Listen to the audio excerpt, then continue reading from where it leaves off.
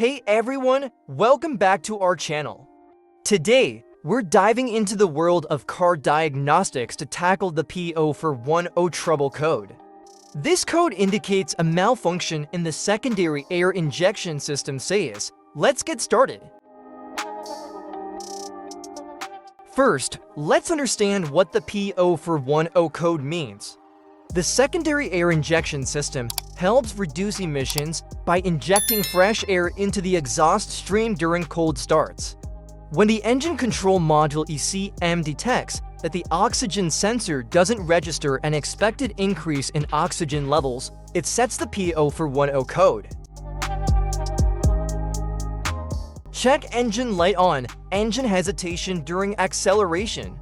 Noisy air injection pump. Poor fuel economy, failed emissions test.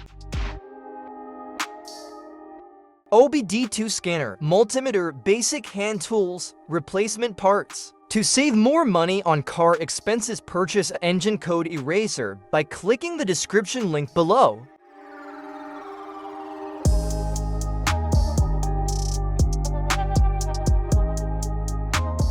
The air injection pump will be placed at the front of the engine with a serpentine belt wrapped around it. First, carefully remove the air injection pump from your engine. Visually inspect the air injection pump's pump pipe and the connector for any damages. Use a multimeter to test the air injection pump. The standard resistance should be close to 0 ohms. If you get a high resistance reading, this indicates the air injection pump is faulty and needs to be replaced. Oxygen sensors are mounted directly onto the exhaust pipe near the catalytic converter. Locate the sensor that responds to slow as it ages. Visually check the oxygen sensors, electrical connections, wire harness, and metal tabs for any damages. If the damages are found, then replace the oxygen sensor. After completing the repairs, use the OBD2 scanner to clear the code.